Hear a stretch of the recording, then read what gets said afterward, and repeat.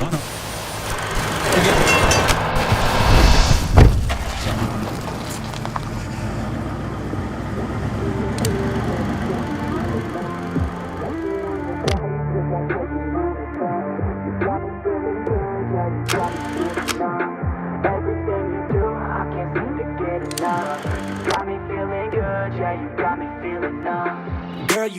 Hello and welcome back to Hindsight is 50/50. I'm the host J-Rod with my co-host, the ORG old retired guy. Dad, how you doing? I'm doing good, man. I'm doing good. It's the weather, it's great weather to work, outdoors. I love being outdoors. I got my new tractor, so I'm playing around with that. And I just like being outdoors and Hey, you said you were already playing with shit. Yeah, I hauled a bunch of horse manure this morning. Yeah. You sound tired though. They kick your ass this morning moving all this stuff around or what? I'm hauling it from where Leroy's old place, which is up there in a pile behind their barns, and I just hauled 5 buckets.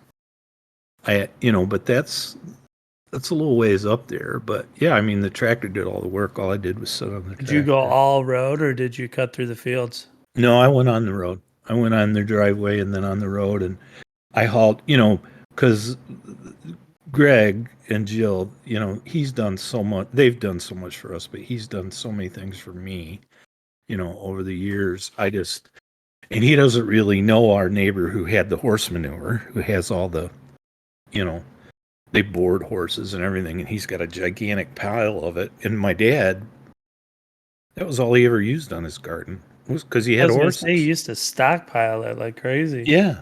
And so I just said to Greg, I said, hey, if I can, That's compost. if Lance will give us some horse manure, do you want some? And he says, oh yeah, I'd need a few loads on the garden. Because we used to get it from another neighbor who sold all his horses. Leroy's only got 2 horses left, so he doesn't have, well, he has a horse and a mule. So he doesn't generate a lot of horse manure, but it's really good fertilizer. And yeah, so I wanted to do that for Greg. He's done so many things for us, and he's just a great neighbor. And the other nice thing about horse shit though, then is just that it's easy to handle. Like it's shapely, it's not a hot mess. And this, I don't want to get too deep into horse manure, but this is like almost topsoil by now. This is, Greg used to call it poop dirt. It's like so it's been composted. Oh yeah. It's been in a compost pile for some time, and and since I've had the tractor, it's like my compost pile is looking like dirt now. From mostly Max contributing. But yeah, it's like it's just a good time. I enjoy this time of year. It's kind of recharges my batteries, and there's a lot to do. I've got the deck to restain and all that. But I think I bought a sprayer today, so I'm gonna cut down on that time. You touched on Max for a second. I know you were taking him to the vet, and it sounds like you guys had a pretty good checkup. Why don't you give us an update on that? Yeah, he's 14, and we've told the story about Max before, and we love him, and he's just been, he's really gone downhill since his companion died, and she died. Well, and what's been worse with him is that instead of it all being at the same time, his body's going before his mind. So like you can still tell that Max is in there, but like he just can't really move around a whole lot, and it's kind of rough to watch certain days. So yeah, and we took him yesterday, and the vet that we have she's really good, and we really like her. Your mom knows her personally. I think you coached one of her or 2 of her daughters in high jump. Okay. Yeah, but just a super nice lady, and she spent a lot of time with us. And we just said, we don't want to make him suffer. We just want to make him as comfortable as he can be. And if there's something that we can do that's reasonable, we'll do it. Otherwise, we're not going to spend 10 grand on surgeries because, he's 14, you know. Right. So she did blood work on him. That all turned out great. He's a little bit anemic, but she gave him a vitamin B12 shot for that and encouraged me to continue to feed him the last bite of anything I eat that's meat, which I have been doing for years. He gets the last bite of my sandwich, the last bite of my steak, whatever. Do you think he was just a little thin, or? No, he had actually put on 2 pounds. That's good. Yeah. But so he was disease free. She updated his rabies vaccine, and she gave him a cortisone shot. She checked his hips, and his hips aren't bad. It's his knees in the back, and there's a different name for it in dogs. They don't call it knees, but that's what it is. It's his Right. knees. And so she gave him I think it was cortisone. It was a steroid shot, a targeted shot in each knee. And he's standing a lot better today. And, he's moving a lot better. He had actually strained the tendons on his right front paw and from muscling himself around. And she kind of told us, how we can massage that and massage his knees, for lack of a better term. Because we were always thinking it was his hips, and it's not his hips. But his teeth are good. He's losing some sight. He's got cataracts in one eye. Yeah, Well, I mean, he's one gonna go eye's worse blind and than the deaf for sure.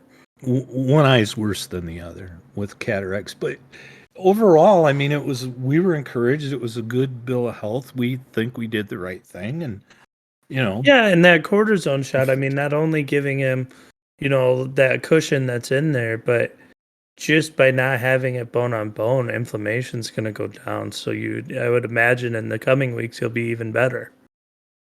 yeah, and he was, like I said, his teeth were good.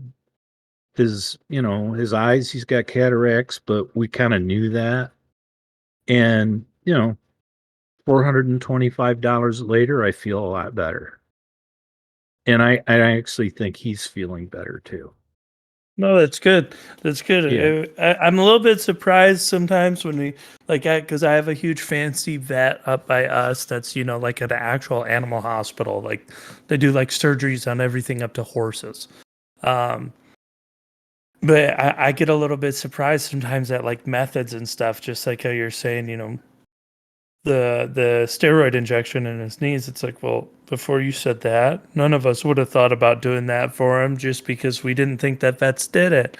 But I always think it's crazy because it's like there are people who go all the way over the top and will get like hip and knee replacements for their dogs. Right. But then I've never heard of a scenario where they're injecting them with chicken fat, which I know that when I used to play pickup basketball, a couple of the older guys that I played with, that's what they said about the new injections was that they used to inject you with cortisone, but what they found out over the decades of using cortisone is that your body doesn't actually naturally break it down. So it can flatten it, but it can't dissolve it. And so you'll ruin all the cushion, but then that ruined cushion never leaves your body. And so once they get to a point where all of the cortisone is kind of like a flattened plasma, but it's filled up all the space of the cartilage in your knee, they've run out of options, and now they're going to have to remove that part of the knee. Well, So now what they do is they use chicken fat because the body naturally breaks it down.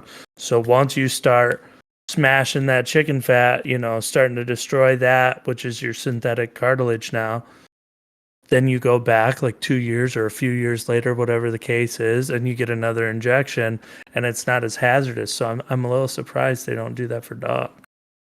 well, what she did do is that we were giving him 2 supplements. We were giving him, we were giving him a doggy aspirin twice a day at her direction.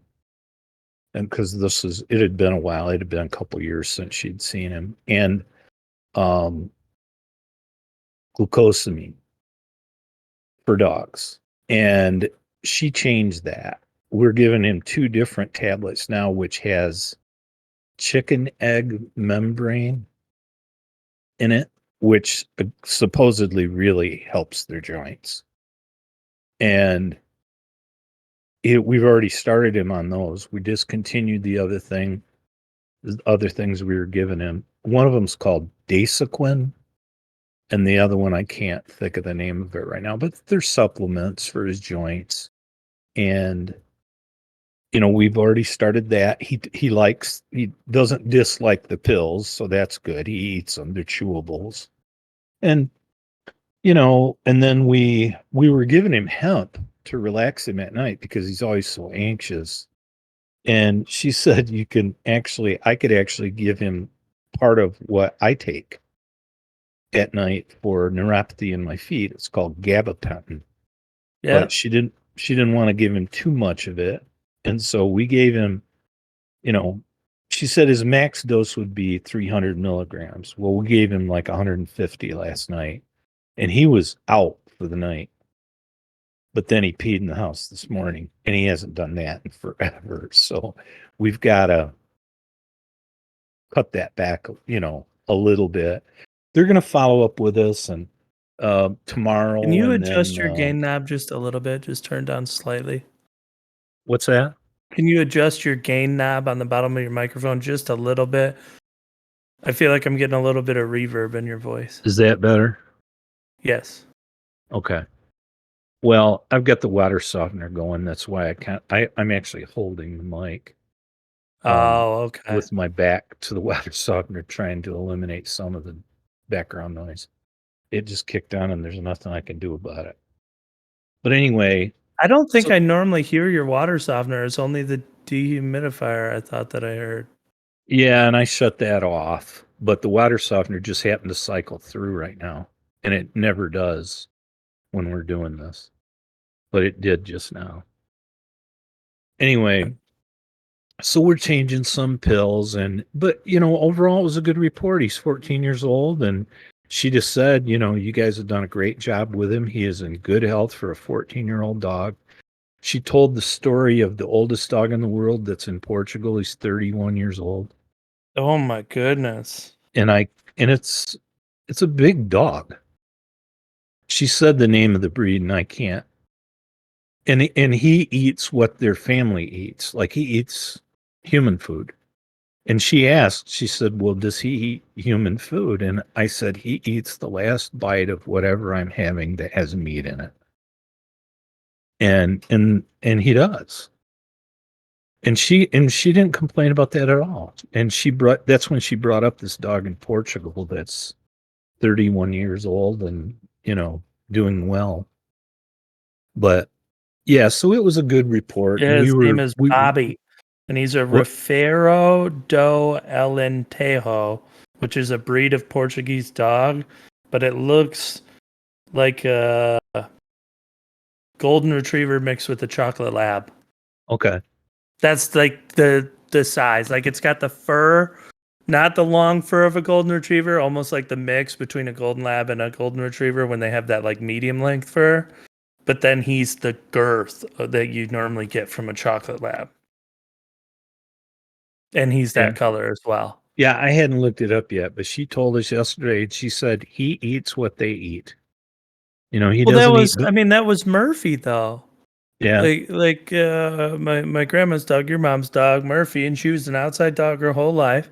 And it was like everything was gonna go. Like, she was deaf, she was blind, but she liked being outside and having fun. And we kept taking her for walks, and she was an off leash dog that just wandered around near you. And it's like, that dog ate chili dogs, all Oh, like yeah. hamburgers, everything, biscuits and gravy all the time. And Yeah. she was unbelievably fat, but didn't she die at 20 or 21? 21, I think. Yeah. And I mean, Yeah. unbelievable. Well, this vet kind of talked to us about that, and she didn't have any grievance, with what we were feeding him. We are going to change his food to the senior version of what we're giving him now. Probably better for his teeth. She said that, and she also said it's better for his digestive tract. That's So, fair. but like I said, it was a good report for a 14-year-old dog. I walked out of there pretty happy, and I'm more happy because I know we're doing the right thing. Like I It's said, amazing though, the I just price. want to keep him comfortable.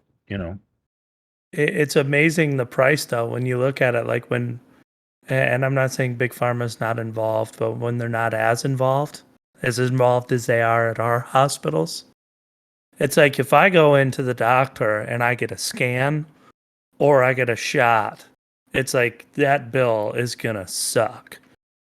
But you take your dog in and they get 2 shots and a full checkup and all this stuff, and they don't even have insurance, and it's 400 and some bucks. I Right. mean, I won't forget when Maya, for everyone out there, if I haven't told the story, I'll share it briefly right now. If I've told the story, just bear with me. But my baby girl puppy, her name's Maya. She's a blue nose pit bull, and one piece of Icebreaker's gum is toxic to a dog. It has a fake sugar in it called xylitol, and xylitol is toxic to dogs. And one piece can kill a dog. And she ate an entire extra large bin, which had to have been over 60 pieces. And we didn't even know it was toxic. We Googled it. And then people are like, you got to get this solved now or else your dog's going to die, is pretty much what the internet says. We drove 15 minutes to the vet. By the time I got there, I had a, drooling, unresponsive loaf of bread in my arms and was kind of running into the ER. We took her there. She had to have 3 blood plasma transfusions. She couldn't clot. And dogs, when they have to keep poking them over and over for IVs and blood draws, they stop, or just for blood draws, sorry, they stop using their wrists so that they can keep those for IVs, and they will go into their jugular. And they poked hers, and that's when they found out she couldn't clot. That xylitol changes the dog's coagulation rate, so her blood platelets were so low she couldn't stop the bleeding, and her entire chest filled with blood and was swollen. So then she has all the transfusions. She's in the hospital on 4 different medications, those 3 transfusions, 24-hour care, an IV drip 24 hours a day, and being fed and everything else there. No insurance, no nothing on her. And after 9 days, it cost us $2,700. Right. And when they told me, I'm like, did you forget a zero? Like, if that was me, Oh that God. would have been a $500,000 bill. 9 days? I mean, Right. shit, you get an MRI and you're walking out with $1,000 to $1,500. I can't imagine all of that. So what they do at vets, honestly, like, I have a ton of respect for it. Obviously, they've got to make up the cost somewhere, but that's what and that's what I tell Melissa when we go. It's like, yeah, you have to pay $30 to get your nails trimmed instead of 15 there.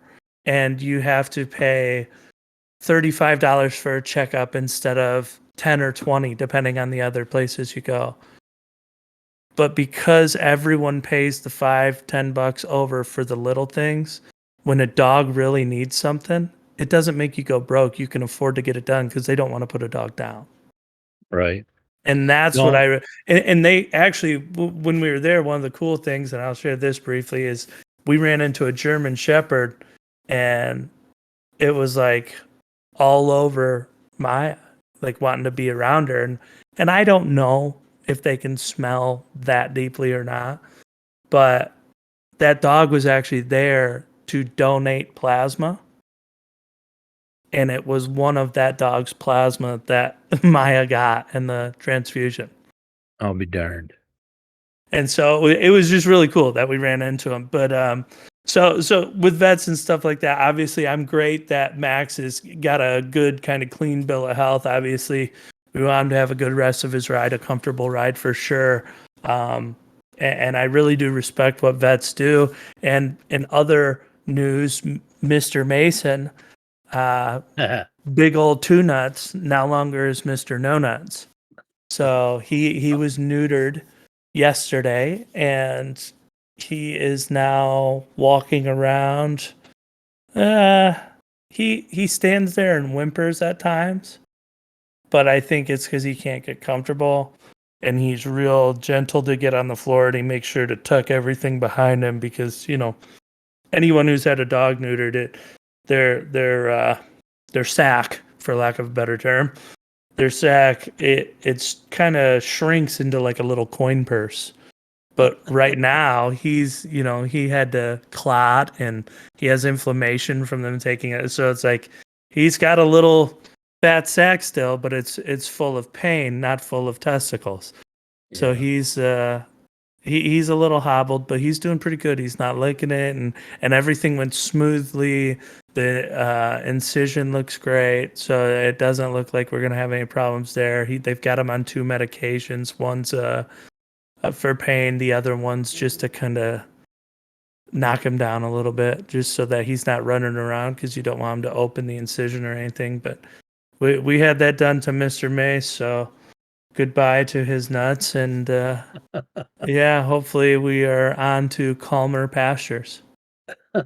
And I sent you guys a little video that Melissa made of him kind of giving everyone the goatsy, and it was the like a meme on the Sarah McLachlan commercial where all the puppies are in the kennel and it's like the saddest song, "In the Arms of an Angel." So when he was going to get snipped, we sent you guys that, and it was pretty funny family moment. That was funny. That was funny. So yeah, good stuff. Yeah, and they're such a big part of our lives. You got to look out for them. We had. I think I told you before, we were talking about it before we came on.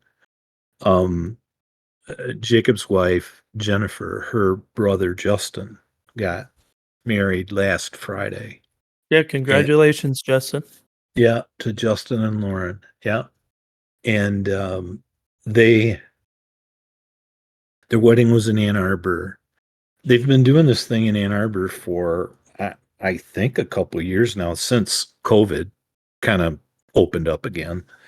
Where like on Thursday night, there's 2 or 3 blocks downtown on Main Street and a couple of side street blocks that they just block off. And so all of the restaurants down there, they all have sidewalk tables and all that and outdoor dining. And their wedding was right in the middle of that. And in Jacob and Jennifer's son Jackson and daughter Juliana were in the wedding. They, kind of preceded awesome. the bride down the aisle. And I sent you some pictures. Maybe you can get those posted for when you put this up. But they just look so good. And Jackson's got a little vest and a boutonniere and a tie, and Juliana had on a beautiful white dress and her hair was all up.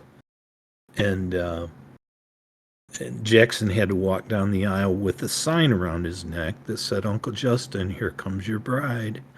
And Juliana was holding flowers. And so it was at this place called Venology, which was really nice. It was a nice ceremony and a nice reception. But your mom and I, because Jennifer and Jacob, I think Jennifer wanted to go out with her mom and kind of do the downtown thing. I mean, it's kind of a cool place, I mean, Ann Arbor is a neat town. And I saw on some survey yesterday, it was like one of the 14 best cities to live in the United States. But again, I'm sure there's voted by all leftists. Well, it could be quoted by people in Ann Arbor. I don't know. Yeah. But at any rate, it's a cool atmosphere. I mean, it's alive downtown, and it really is cool. And so we were taking the kids home, And again, because everything's closed, we had to park in a parking structure where we had to walk through all of this activity with the kids. And with the kids being dressed up, and we were dressed up, and I had on one of my hats, and I mean, those kids were the hit of that crowd, man. I told you, Jackson he was like doing a parade wave just about, he was Yeah. like constantly waving because he was getting smiles and waves, and Juliana was too. They just they both looked so cute and so good, and it was fun to see them involved, and I think it meant a lot to everybody to see them involved. But I love it when little ones get involved in something like that, and they did their job. They walked up there and stood, and then they both came back real quick during the ceremony. But it was really neat. And then we watched them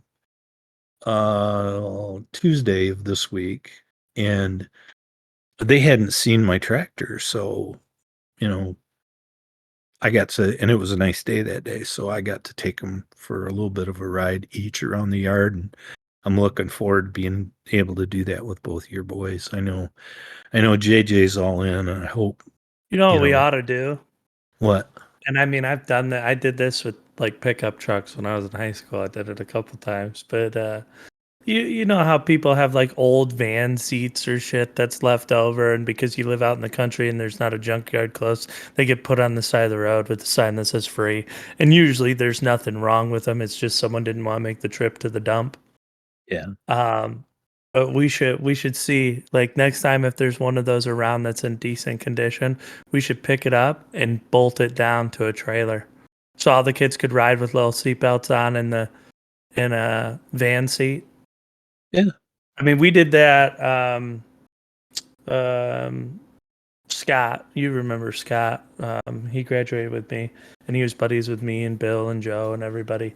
And Right. he had an old Chevy pickup, and we did that. We found one on the side of the road, and we drilled through his truck and bolted it in the back. And when we'd go riding around, it was like if there was too many people to fit in the cab, because it was just a standard cab, there was no back seat.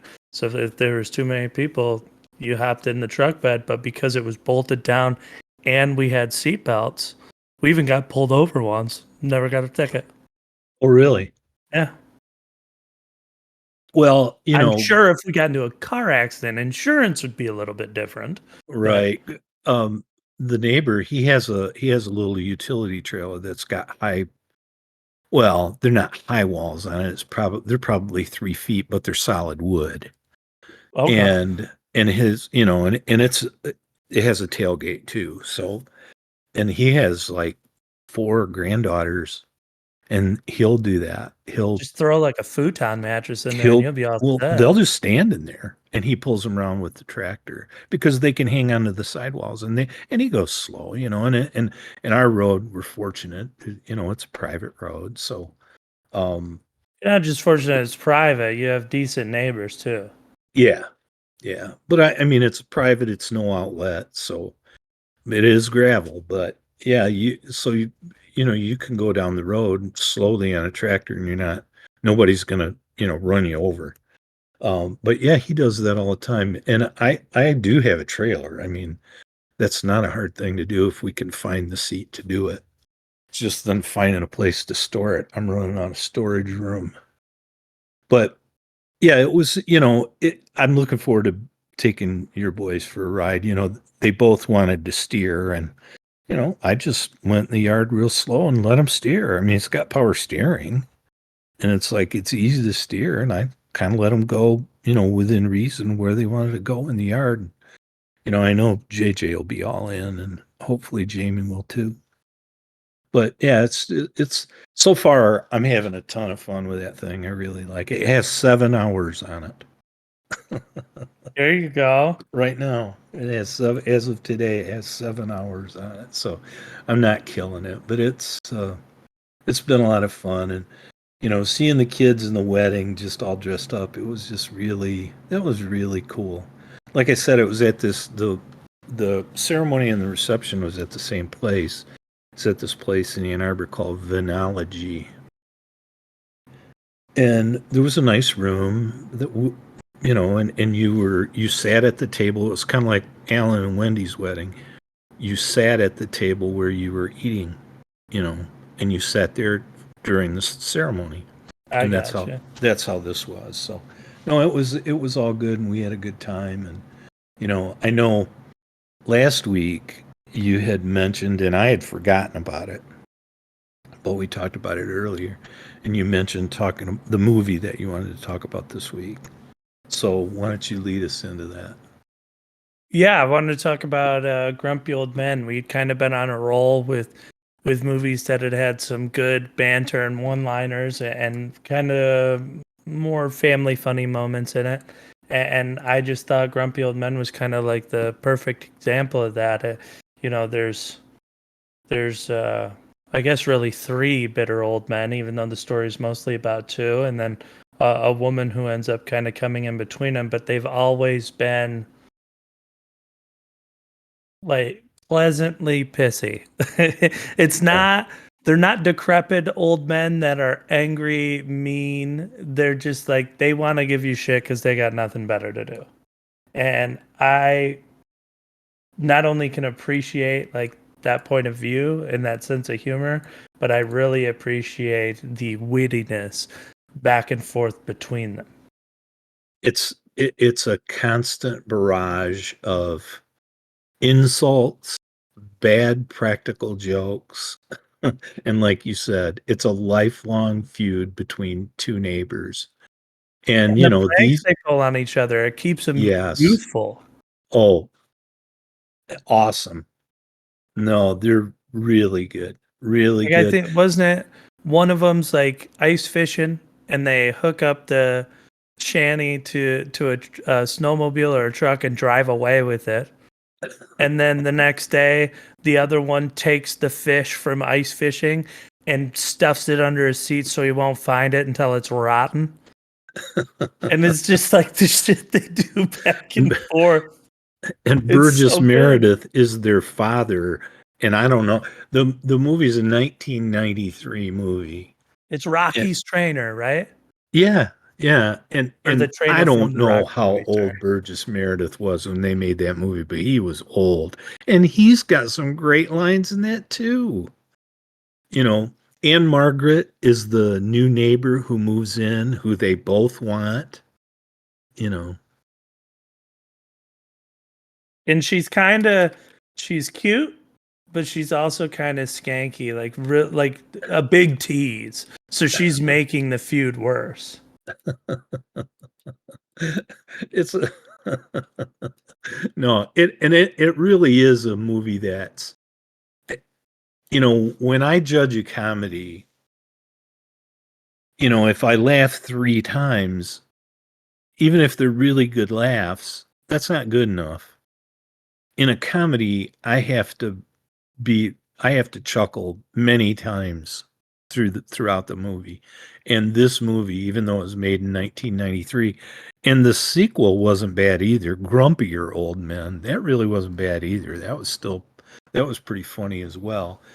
I don't think as good as this one, but you're right. There's just such a feud, and they're just pissy with each other all the time. If one's nice, the other one insults. And vice versa. Well, and it's tough to make a sequel for that movie too because like the shtick gets old, right? Like Right. it's not like a developing plot line. You already know what the plot is, so to even have a halfway decent sequel, I think is a testament to Oh, big even time. just how funny the first one was because they didn't run out of material and it was still entertaining. I was looking up that Burgess Meredith, and if I'm doing my math correctly, he was 85 years old in that movie. In 1993. Yeah, and then he died. Yeah, it says he died in 97 at 89 years old. So So yeah, you're right on. Yeah, and and he's got some great lines, particularly the outtakes to that movie are hilarious, and they show Mhm. them a lot of them at the end of the movie. Yeah, she wants to ride the baloney Baloney pony. pony, and yeah, he's taking the boat to Tuna Town. Looks like Looks he's like taking the Chuck. old one eye to the optometrist. Yeah, he's putting a hot dog in the bun. Yes. It's so good, and his uh, voice makes it so much oh better. yeah, yeah, But and they he's really like, do have great one-liners. like Anne Margaret is like we said, she's out there, she's artsy and she's out there, and they both want her. But Well, she's a sexually active senior, which is rare yes, for this town, and I think that's what yes, makes her stand out. and she's new to town, Yes. so this is new meat, And let's be and honest, for her age, very pretty. oh man, big time, still getting it done. In that movie, she was still getting it done, but yeah, they both want her, but yet she's really only interested in Jack Lemmon. I mean, she likes Walter Matthau, but more as a friend, and she's really interested in Jack Lemmon, and so when they eventually hook up, Jack Lemmon sees his dad, and the first thing his dad says, "Did you mount her?" Yeah. This old man saying, "Did you mount her?" Well, I think I don't remember the entire like pretext to it, but I think they're talking about, having sex and he was not wanting to hurt her, like because they're both old. And she goes, John, when was the last time you made love? He looks right in the eyes and goes, October 4th, 1978.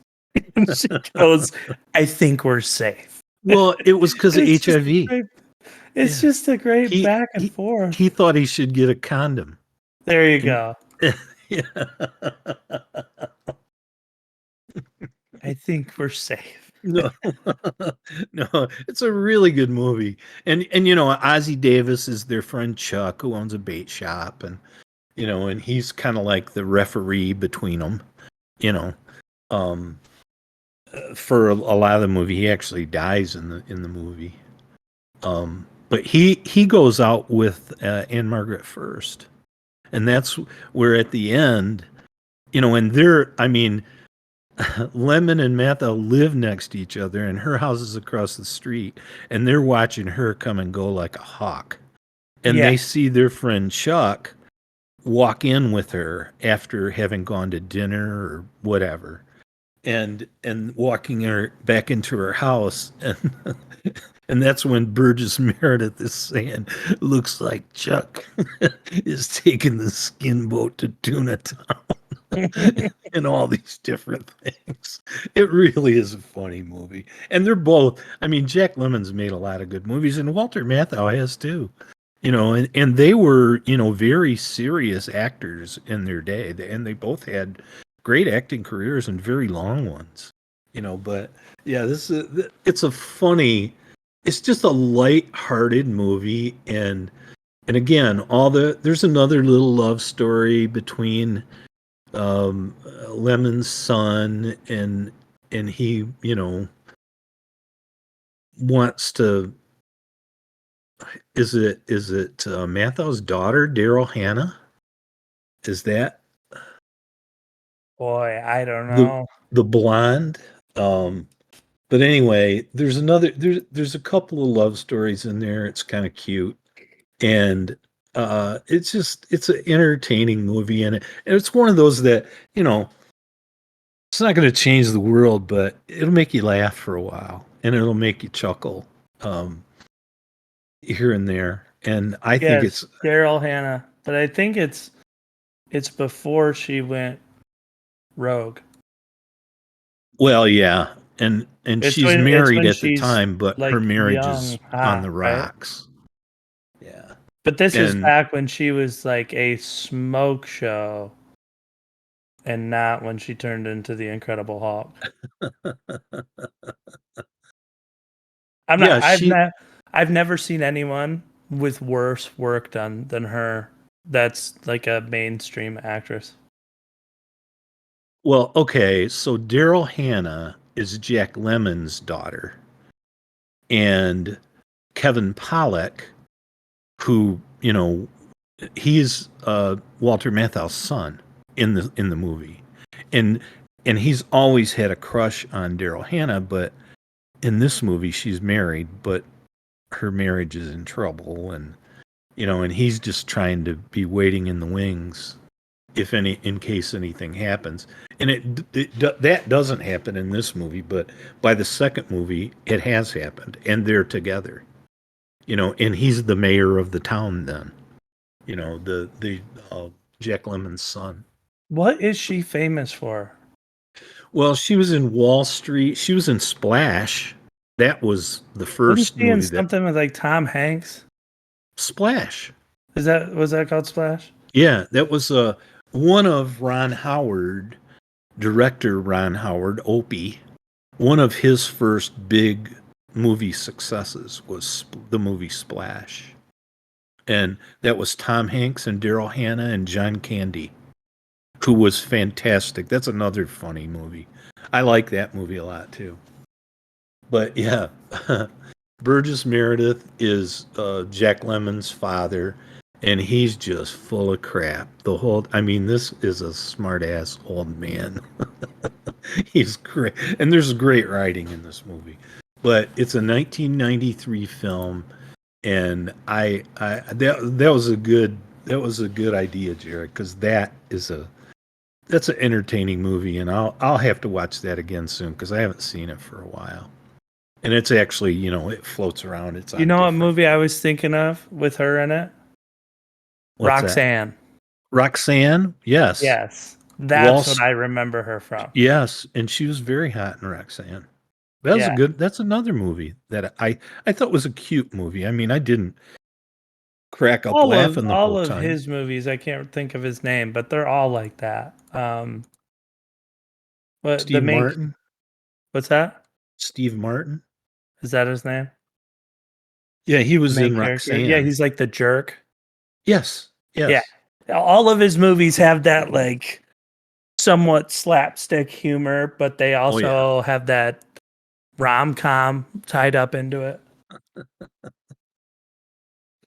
But anyways, no, I thought it was a very good movie, and I am glad we talked about it. But I know that you wanted to bring up the NBA draft a little bit. You had mentioned the Pistons, their record, them dropping. I don't know if you want to briefly cover all that, and then kind of head into um, this prospect that you were telling me about. Well, everybody has kind of, you know, it's a foregone conclusion that this guy named Victor Wembanyama,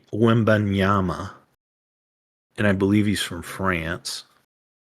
He's Yes, he is. 19. He's 19 years old, and everybody is kind of said that it's hands down. He is the number one pick. I mean, he's there.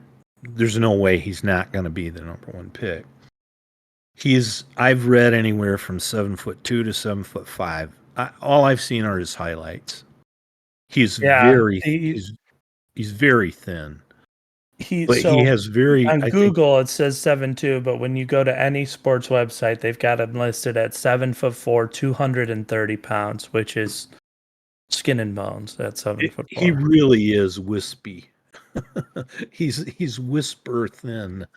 Um, so I don't know how the physicality is going to play out in the NBA, but maybe it doesn't need to. He looks like, I mean, he can handle the ball. He's got soft hands. He's got really good defensive instincts. And I mean, he's so tall. And he's supposedly got the wingspan of somebody who's 8 feet tall. Yep. And he's got really good defensive instincts. And man, he's going to block a lot of shots. That's one thing for If sure. he can stay around. Because Yeah, wasn't it the guy from UConn, like Hashim Thabit or something like that? That was like 7'3" or 7'4", and but he was so frail he couldn't. People just moved him. This guy reminds me of Ralph Sampson. Ralph Sampson played at Virginia years ago. He played in Houston with Akeem Olajuwon. They were the Twin Towers. And Ralph Sampson was like 7'4". And he was, I mean, he had wide shoulders, but he was thin like this Wembanyama guy. Wembanyama. I think that's right. Anyway, Victor. Well, That's I've his got first. another name for you that he reminds me of, Who's and it's that? Giannis Antetokounmpo. Antetokounmpo? It's The Greek freak. ANTE. Yes, the Greek freak. Yeah. Yeah. ANTETOKOUNMPO. Yeah. But he's Antetokounmpo. 6'11", 240, but when he came into the league, he was frail. And I think from what I've seen, the Greek freak is a better slasher, but they both have a good shooting touch. They both can move very well for their size and dribble very well for their size. And that was kind of the comparison I saw in an athlete that's currently in the NBA. I Well, don't know that he'll be quite as good because the Greek freak spent like 2 years putting on over 20 pounds of solid muscle because he was too thin. and he bangs around the basket too, Jared. The Greek freak does. He really plays around He the does basket. now, but Yeah. when he first came in, he was. I'm not kidding. Like if you've seen him when he used to be like the shaved head rookie, that kid was so Yeah. skinny. You're like, not a chance. There's no way. And I don't want to get all into the NBA because I don't watch it much either. I really don't because I can't watch it. The fundamentals are so bad I can't watch it. Great athletes.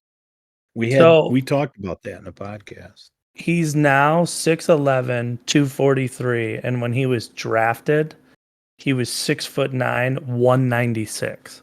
There you go. And I maybe honestly, this guy does look. I think he'd be the first pick. My whole thing is, I don't know how you fix the NBA draft lottery. I mean, for years, I'm not saying it's a conspiracy. For years, people have said, it's the frozen envelope. That's who gets the.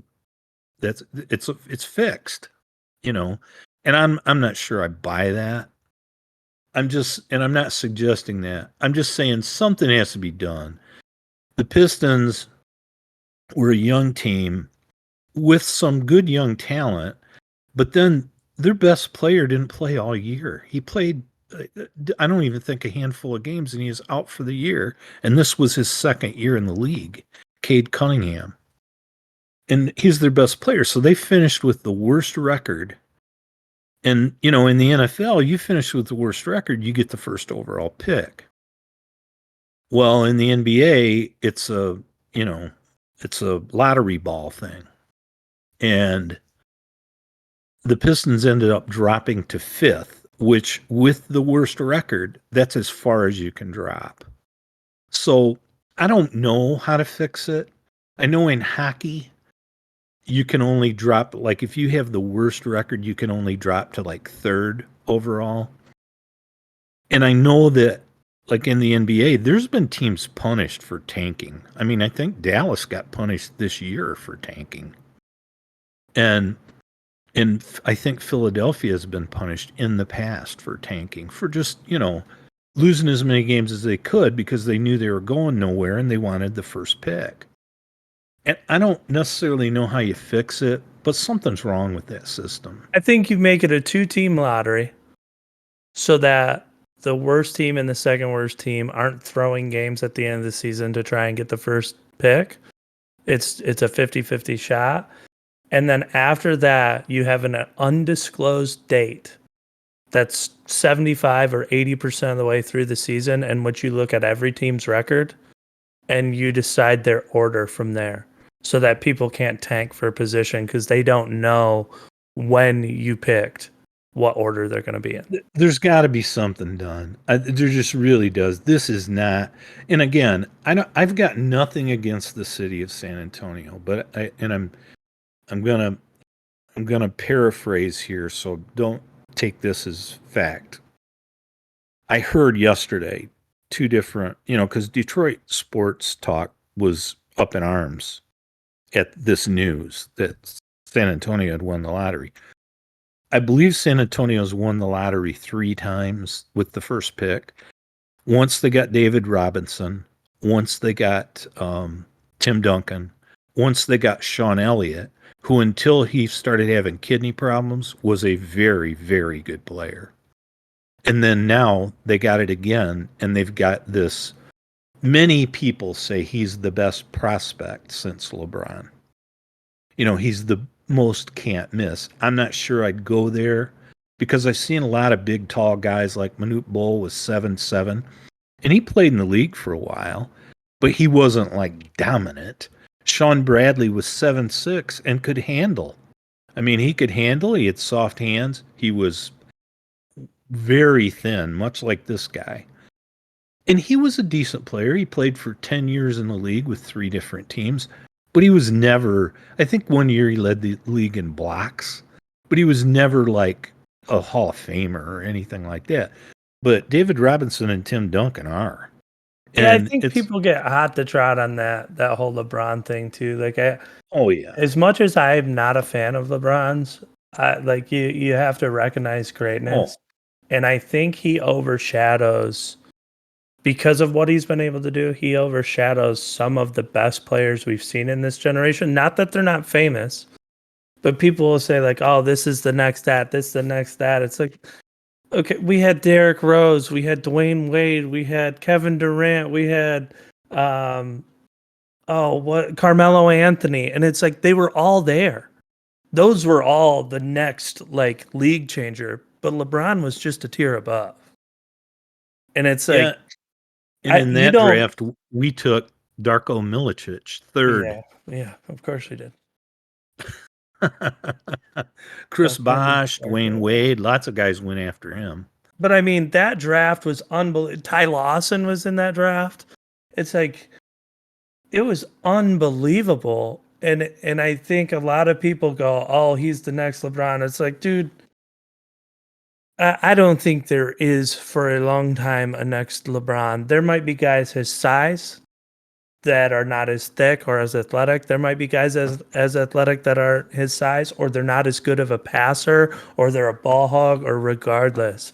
But it's like, when people say shit like that, it's like, yeah, I'm sure. And we have the next Jordan too, don't we? Somewhere. Yeah. It's And like, I think all that they're saying is that it's since he's the best one since him. They're not saying that he's him, because I agree with you.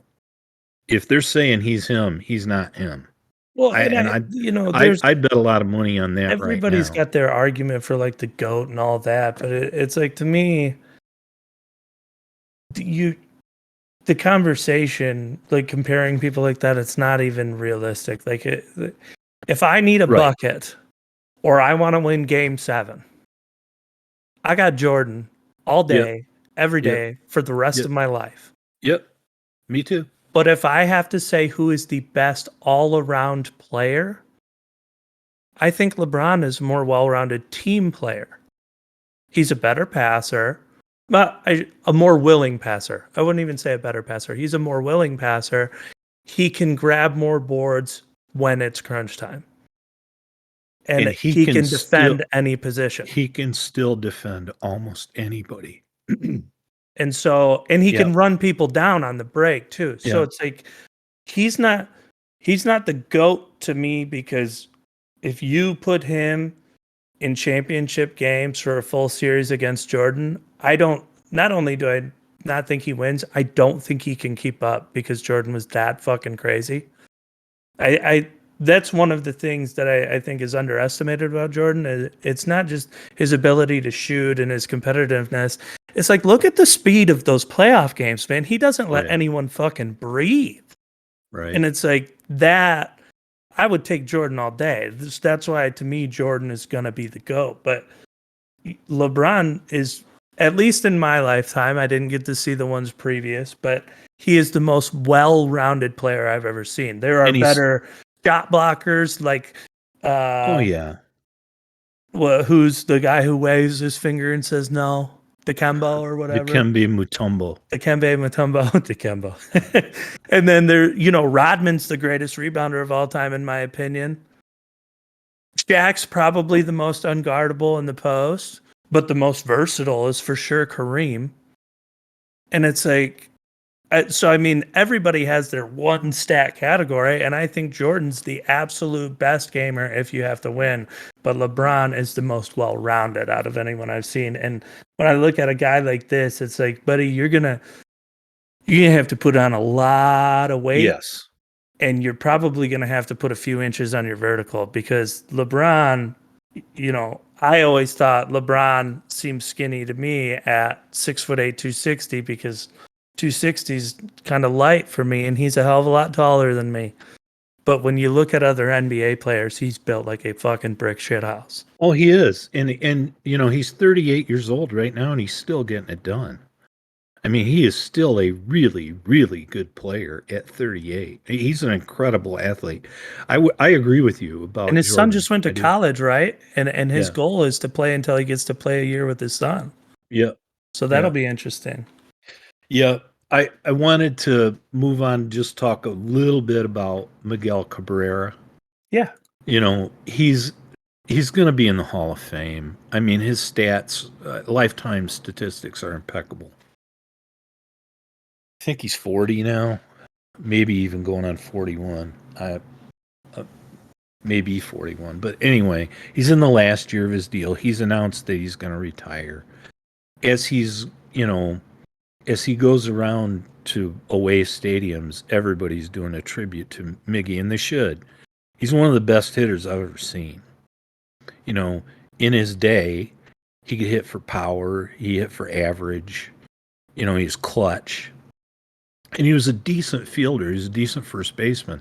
Those days are past. The last I looked was a couple days ago, and that was before yesterday, which they got shut out, so I don't think Miggy had a ton of hits. And I think he was hitting 189. He's a full-time DH, and I take that back. He's only a part-time DH because they pretty much play him against lefties. Yeah, he's on a golden parachute. Yeah. Well, he is. He's making over $30 million. This is the last year of the most recent deal they signed him to, which I think was 10 years. And, you and I talked about this and there are examples of it other than Miggy. When you take a guy who's 30 or 31 or 32 and you give him a 10-year deal, you better just count on the last couple, maybe more years of that deal. You're getting, the short end of it. And that's what's going on with the Tigers is that, he has been a great player. He's been a great hitter for 20 years. He won the Triple Crown not very long ago.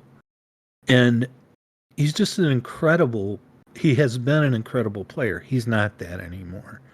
They don't play him in the field. They pretty much only play him at DH against lefties.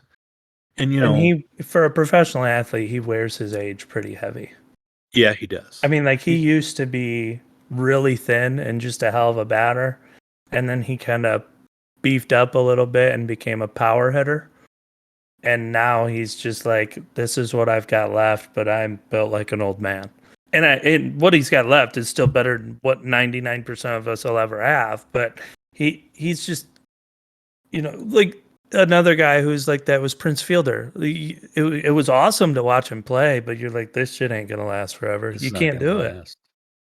And Miggy's had longevity. Miggy is 40. I just looked it up. He is 40. But it's just kind of, he deserves his swan song, and to get these tributes, he deserves that because he's had an illustrious career, and he's going to be a first ballot Hall of Famer. I have no doubt.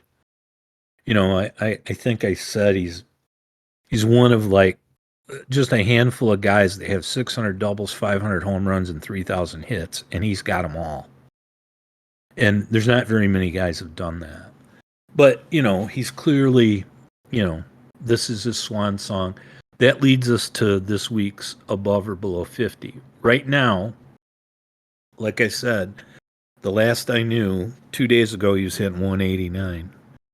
He's pretty much, not always, but pretty much only being a DH against left-handed pitching. He still, even last year, he would hit. He just didn't hit hardly any home runs. The power's gone. He still made contact. He still got base hits, but the power was gone. So the above or below 50 for this week. Do you think that Miggy will finish the year batting above 250? And what's your percentage and why?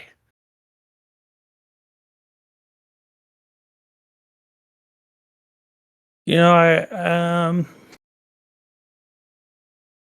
gonna give him 40%.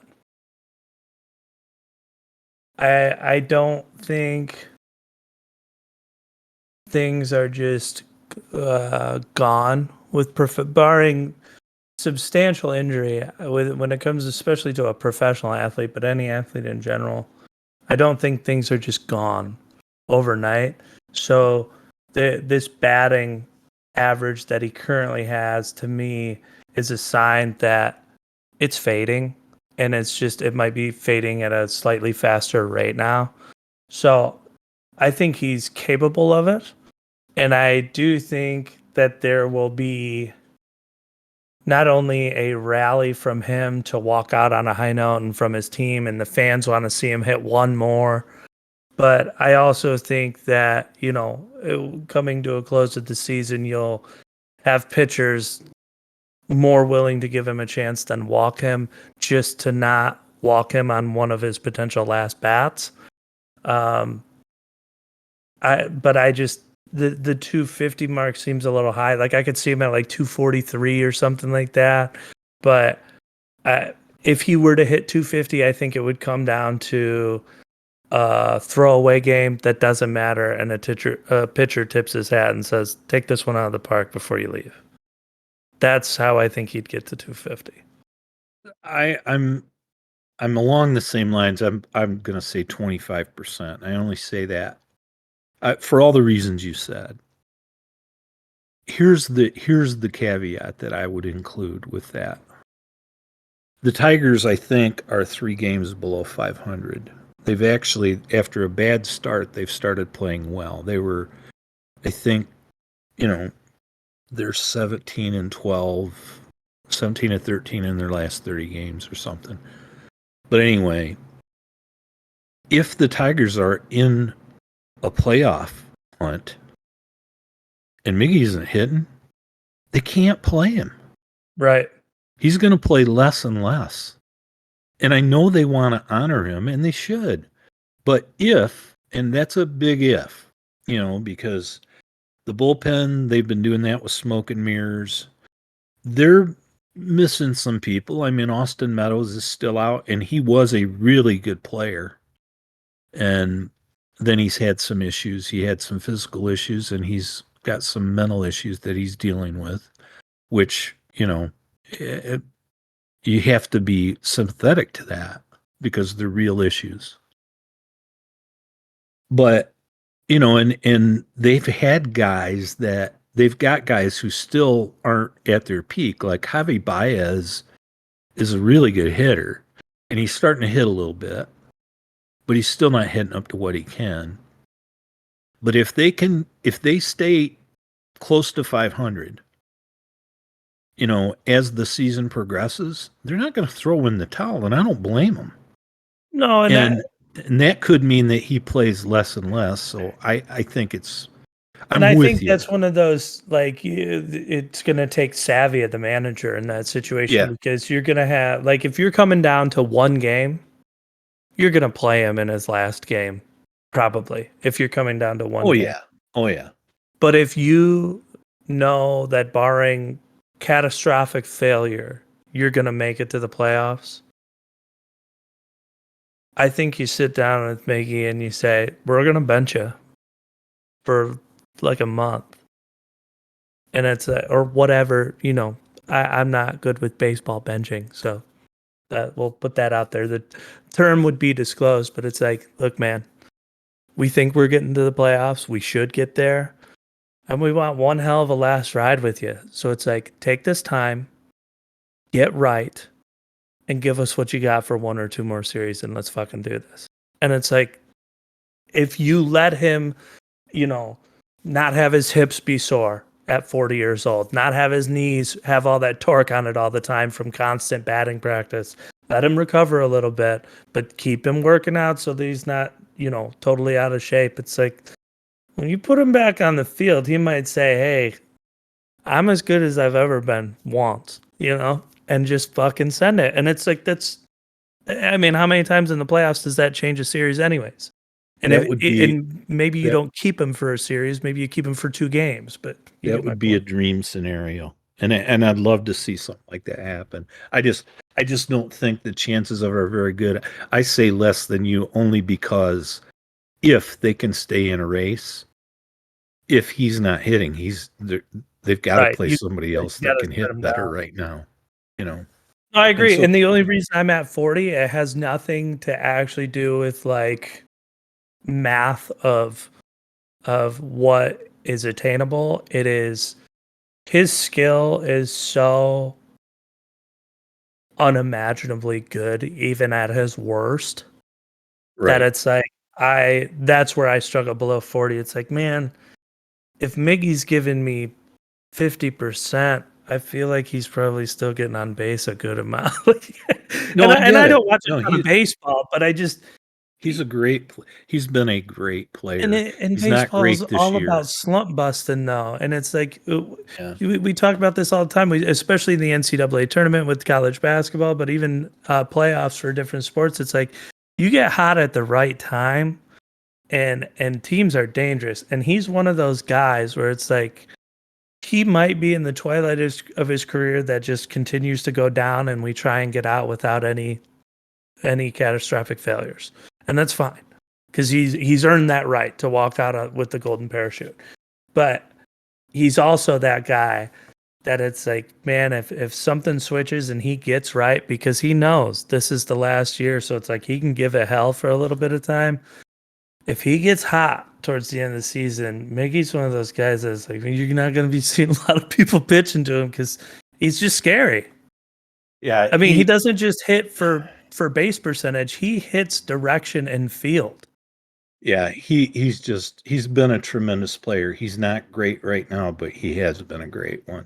And when talking about baseball, I had to bring this up because we talk about it, and I still wish they would do something about it, although they never will. We talk about Pete Rose not being in the Hall of Fame because of the gambling. Right. And for most people, he's considered the greatest hitter of all time. And that might be contact hitter, percentage hitter, whatever you want to call it, but he has the most hits. By far of anybody. So that's what I wanted to point out. Most people who understand relevant news in baseball today know who Miguel Cabrera is.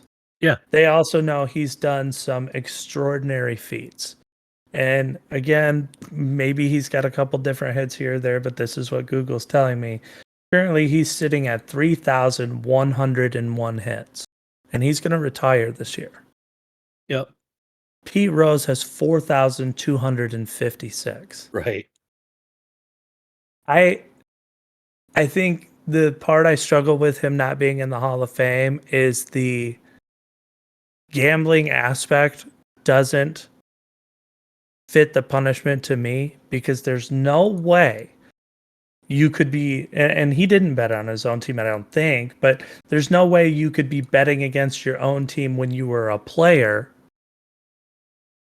and have that many hits, because you'd be winning the damn games. It just, if I remember correctly, I don't even think he bet as a player. Didn't he do it as a manager? Right. So take him out of the Hall of whatever for a manager. But what's that have to do with his playing career? Well, that's, where I'm at on the Pete But Rose argument. I know, but I'm just looking at this list, and Miggy's climbed up the list, but he was currently, when I saw this he was at 32, but if I'm looking at it right now, he'd be sitting at 23rd on the list. And he's a once in a generation for sure, potentially once in a lifetime player, and he's still 22 slots away from Pete Rose, and you don't have him in the Hall of Fame. Well, again, you know how I feel. But that's well, that's how baseball is now. Refuse to It is. change, right? That's the review thing when Max Scherzer lost his perfect game. Yeah. So, but I just had to point that out there because what Miguel's done is incredible. Honestly, congrats to him. I'm happy for him. I love that he's getting the recognition because he has not only been such a great player with such longevity, but he's also been a very playful personality, and that's been great for the sport. And he's, you see him out there like giving the second baseman a noogie or whatever the case is. And it's like that, you don't get that very often. Usually, when you get a player that's this good, they can be almost too arrogant to be a people's player. And he is a people's player. Yeah. Yeah. He is. Again, it would be nice if something like, you suggested happens. Last night I get, I don't know, I get in these moods and I start watching YouTube things. And, before we went on the motorcycle trip a couple years ago, when we went out to Black Hills, I was watching, YouTube clips of people's encounters with buffalo, and I told that we talked about it on one of our podcasts. When we went out there 2 years ago, I mean, we got caught in a buffalo jam. There's like 600 of them walked by us. And they're right next to you and they're pretty big animals. But I was watching this. I watched several, because I get kind of mesmerized by them. And I was watching ones where there's all these bikes stopped, and then some people start getting off their bikes and walking amongst these buffalo. And I mean, there's signs out there all over, and Yellowstone too. It's like buffalo are wild animals. Do not approach them. And I mean, there's great big signs all over the place. And Yeah. in a video last night, and there's a ton of them, and some of them are funny. I mean, this lady gets off the back of a motorcycle. She goes walking out amongst these buffalo that are up on this hill. Is And I she mean, just get she's fucking trucked? it. This bull hooked her, and it literally tore her Oh, pants off. she It tore her lucky jeans off. he didn't hit a sweet spot. It tore her jeans off, and everybody. Well, a lot of people, I'm sure, have seen the one where the old guy is standing on one side of the tree, and the buffalo is on the other side of this big pine tree with his head down, and he's pawing at him, and the guy's just kind of standing there and pawing back. Man, that buffalo comes around, he throws that guy 10 feet up in the air. And when And Alan I and mean, it better be a huge fucking tree, or else it'll crack that too. it amazes me. I remember in Yellowstone a couple of times. There would be these scenic pull-offs. Well, buffalo might be anywhere.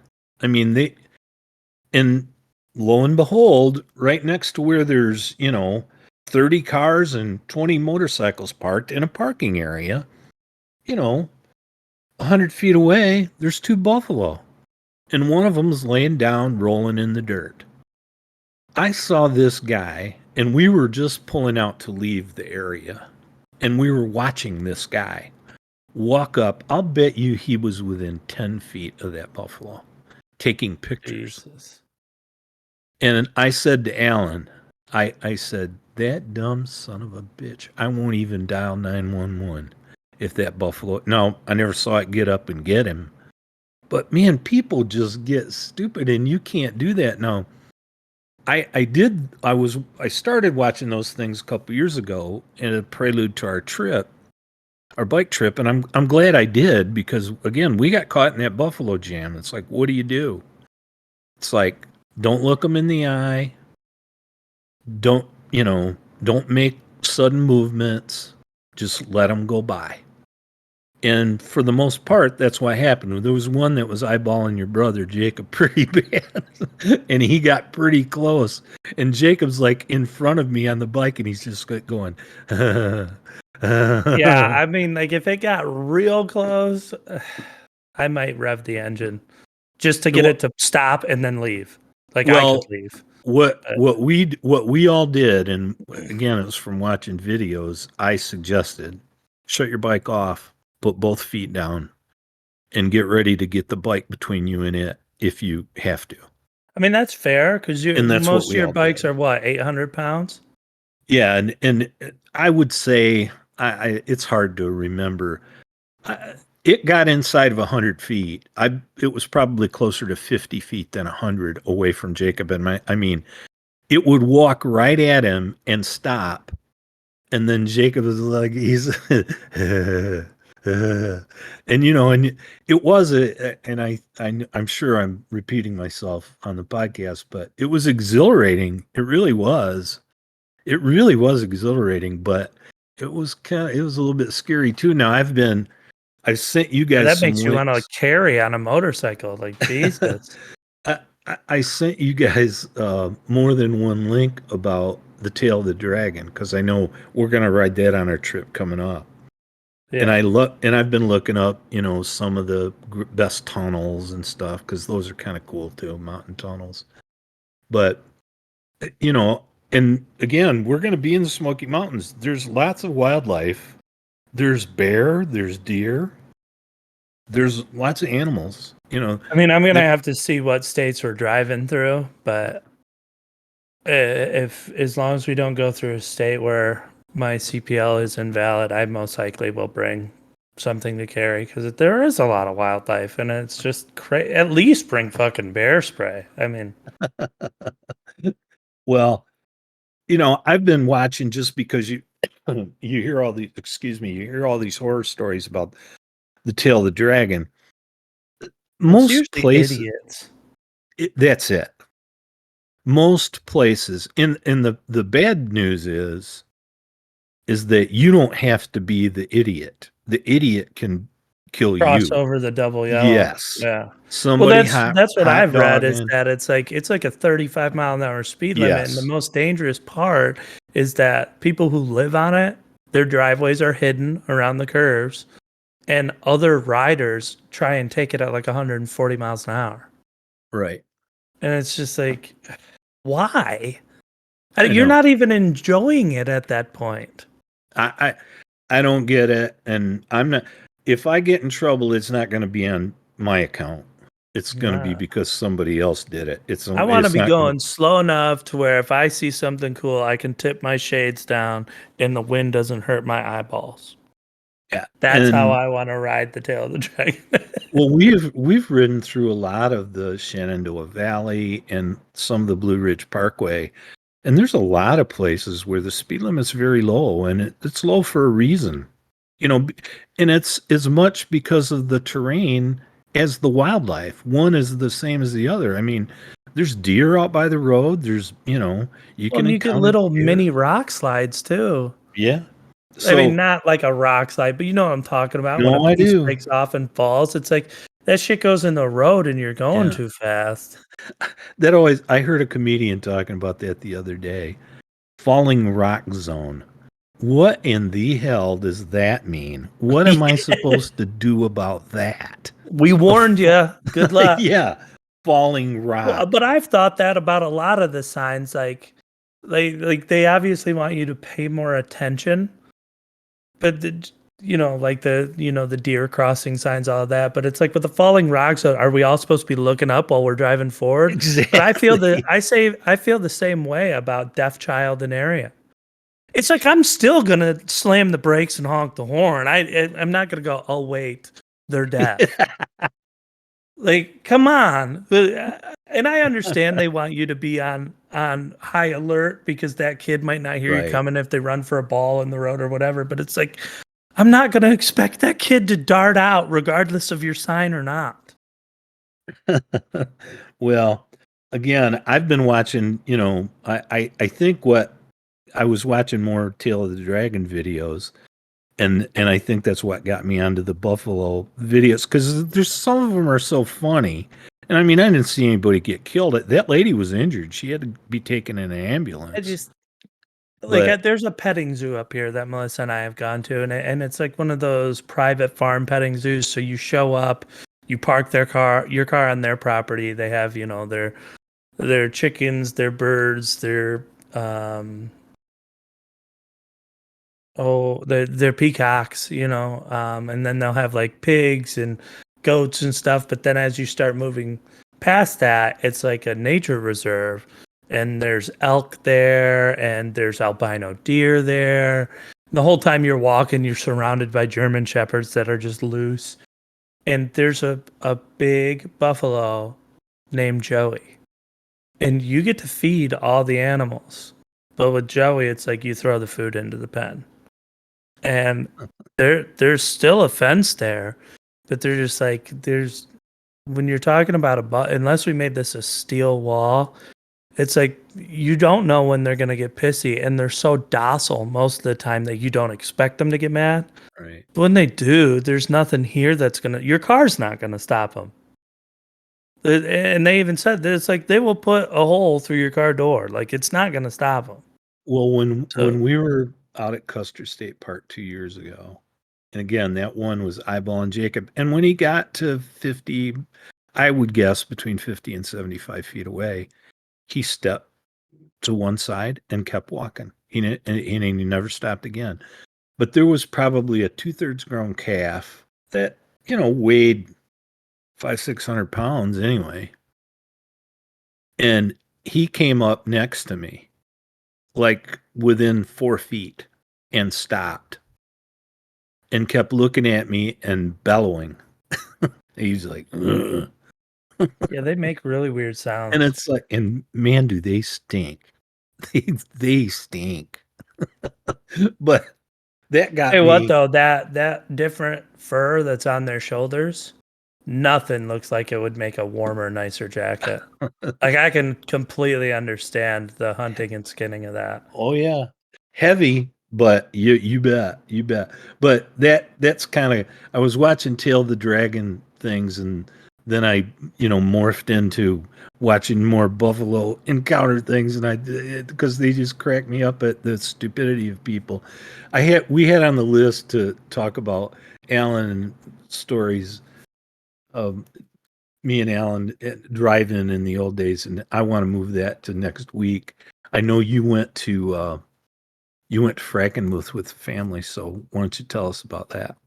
Yeah, so Melissa wanted to go to Frankenmuth for Mother's Day, and for anyone not familiar with it or anyone out of state that's never even heard of it's kind of I mean, there's a city there, but it's much more of a rural, small town vibe. Um, Very friendly locals, and it's a very touristy part of Michigan, and which a lot of the crafts or made goods are homemade or from scratch. So, like they have candle shops up there, they have wood shops up there.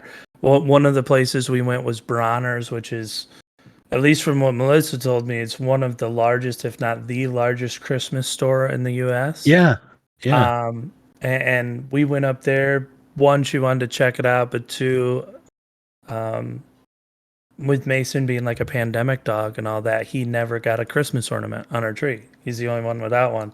So we went up there and we picked one out that we liked the color of and the design on, and then had them custom write his name on there, and they made the ornament for us. And they Mhm. also have the old town, I think it's actually Old Town brand, but it's like candies and stuff. It pretty much, if you like Amish style candy, whether it's licorice, hard candies, anything like that, they have all of that in there as well. So that was nice.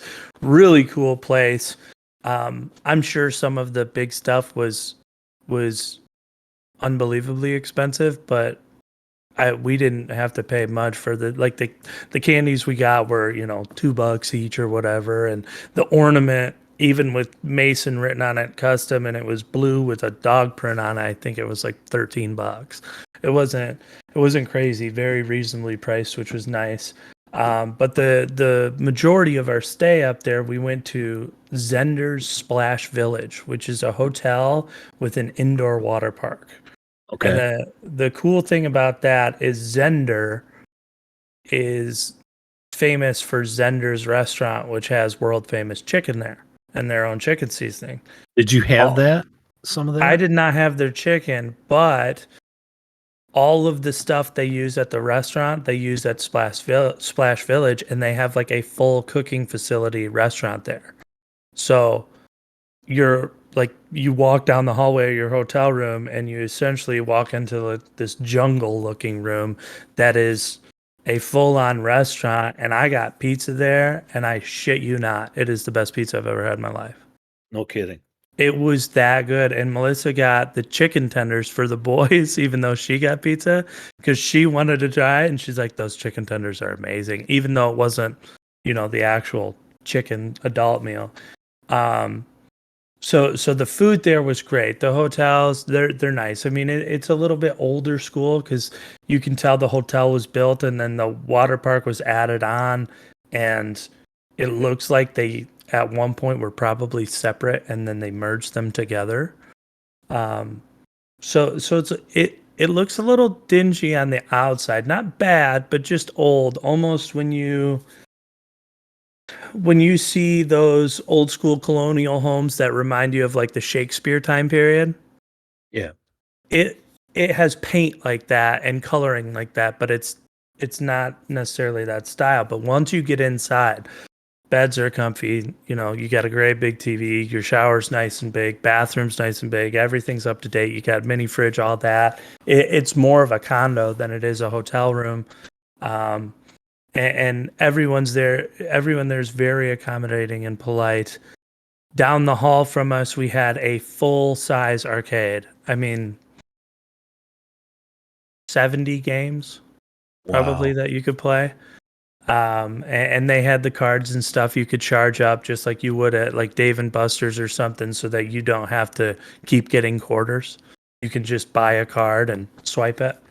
Yeah. um, so we had that, but then there's it was really cool. There's at the water park that they've separated sections. So there's the outside pool, which is primarily for adults.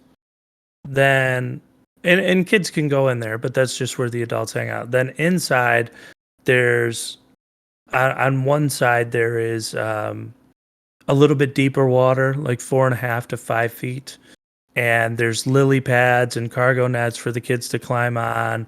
There's like toys to squirt each other with. There's um, a medium-sized slide that has like two twists before you end up in essentially like an old school bathtub. It's kind of cool if you remember the the older bathtubs that were almost like beige and they Yeah. were square cut. Yeah. It's like three of those chained together. So you come in hot down this tube, and then you go from just water under your butt into like 3 feet of water in a bathtub. It was pretty cool. And the kids went down it, and Melissa went down it. And then they have, the giant buckets that fill up with water and tip and splash the entire water park with water, or that side of the water park. So it was an entire jungle gym. At least three sets of stairs on it, squirt guns all over, all the toys that you'd normally have on a jungle gym to climb on, all that, completely covered in water. And to get down, you had to take a water slide. Did the boys Um, have fun? so they had a riot. Melissa had a riot. I convinced her to go on one of the adult slides. And right next to this part of the park is two adult slides, and they're tube slides, and they both inner tube and tube slides. So you go into a pitch black tube, but you're riding an inner tube, and you have to go up. My guess is somewhere between 3 and 4 stories. to Okay. get up to the top. So I mean, like Melissa was gassed going up the stairs. She said that, but once you get up there, you go down and it starts spiraling and there's steep drops, and you go outside of the building and do like 2 loops outside and come right back in and then hit into, one of the waiting pools at the bottom. So we had to watch her ride that. JJ was not old enough to go there, but it's really well thought out because everywhere is something for someone. So although JJ couldn't ride that, there were several slides that he could. And there was like a little small splash area, but even for people who had babies, they have those umbrella swings, and people just put their babies in that, and it spins them around and just sprays water on their feet, so that like you don't have to hold your baby all day. Did you go down any slides? I did not. My back was really bad before we went. I was actually lucky to be able to go, and I think I herniated a disc in my back. Oh, And right before we went, I went to stretch and I did a back bend, and I had a huge boom in the middle of my back, and whatever it was went back in place. And I was like, I'm just happy to be here and have fun. I'm not about to lay in a slide and not be able to get out, or take one hard corner in a slide and not be able to have fun the rest of the time we're here. did you go in the So water? yeah, I did. Oh, cool. So that was the one side. Then when you get to the other side, they've got like 6 or 7 basketball hoops in water, and a volleyball net, and it's all in 3.5 feet of water, and it goes shallow towards one side where there's like a miniature frog slide for babies. So like it's like 3 steps and then you go down. So he was able to do that by himself, and they have these fountains that spray and all this cool stuff, but you're in 3 feet of water, which is perfect. I think from the parks I've been to since I've been a parent, the one thing I can say that a lot of parks get wrong is the depth of water. If it's more than 6 inches deep, my kid can drown in it if they're face down. So I don't care if it's 6 inches or 2 feet, because they got to have floaties on either way.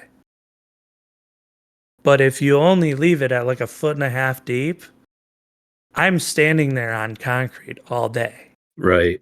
But if you make it 3 feet deep, I can sit down with a good chunk of my torso in the water. And I just sit on my butt or I'm on my knees, either one. And my kids are playing around me, and it's not too deep where they're going to struggle. And it's shallow enough to where if something happened, I can get up and just run across. So that part I really appreciated. And it was a ton of fun. Kids we were splashing, we were swimming, doing all kinds of stuff. But one of the cooler parts was that they had a pretty heavily jet powered lazy river that tied into the pool, so you could float from one side of the pool to the other. And then once you got there, it sucked you right into the lazy river, and you would just do loops and loops, and then you came out the same way you came in. So that was really fun. And the kids were wiped. They definitely were exhausted, but I mean, they were going down slides constantly. We were only there for the second half of one day, the first half of the next, and I want to say we spent 7, maybe 8 hours at the water park total That's pretty between that. awesome. I'm And glad we you. still had good food and all that. So, and then you get into the room and there's cartoons for the TV, so it was great. I'm And glad you had actually, I fun. was going to tell you, Jameson, who is still been a crib baby because I've been too lazy to change his crib into a day bed. He slept on a queen bed with JJ. Nice. So they both slept together, and everything went well, and Melissa Ah, and I hung out in our own bed, and it was just really cool. It was very that's good. friendly, um, and it seemed like people were genuinely happy to work there, which was nice. I've been through Frankenmuth a bunch of times. We had a client up there, the Zimmers. One of them Yes. worked there, Oh, okay. and but I've never had the chicken. I've heard it's fantastic, but I've I've never never had it. had it either, and I didn't even know about it till Melissa said it, and she's like, "What rock do you live under?" And I was like, "Apparently a pretty big one," But she wanted to go on our second day there, or on our second half day there, whatever you want to call it, and I just said, "Look, man, let's push the park to its limit. Well, let's get our checkout early. We'll pack the car, everything but the clothes we're wearing home and our suits. We'll go to the park for a couple hours. Everyone will change in the locker rooms. We'll swap out. And the kids are going to be so tired. Let's just grab some fast food on the way back. They'll nap in the car and we'll be on our way home. Because if we go to this Zender's place, everybody in town's going to want to be there. And we don't know how bad the hangover is going to be from Mother's Day, because we didn't go on Mother's Day because we assumed it would be busy. But we didn't know if there'd be a ton of people there after, like the next day, because it's probably cheaper. And so I was like, it'll guarantee us a reason to come back to try that restaurant. And actually, Splash Village has a free shuttle because, again, it's the same owner. So they shuttle at certain times, straight from Splash Village straight to their restaurant. Cool. And so we'll look forward to doing that next time. She wanted to do it this time, but we ended up deciding it was better to just get moving, not get caught up in traffic, all that. And honestly, it was great. It was super weird when you first get there because you get in your swim trunks and that water park is cold as hell. And you're just like, oh my God, the air is so cold in here. And the water, it's pool warm, but it's not bathwater warm. Right. But the water feels so much colder than the air because the air is so cold. After being there for a few hours, you're like, oh my God, if they didn't have it so cold in there, I'd be sweating everywhere I went in this place. So even that, like, I could appreciate at the end. But yeah, there's a couple things, like I said, the restaurant we want to do. And then when JJ's old enough, when he's tall enough, which I think he has to be 48 inches. When he's tall enough, we'll go back up there for sure. I mean, it'll probably be an annual thing anyways, but there is a slide that none of us went down that I want to go down. But I would very much rather stand with the kids and watch Melissa go, or sit with Melissa and watch the kids go, than have everyone wait for me.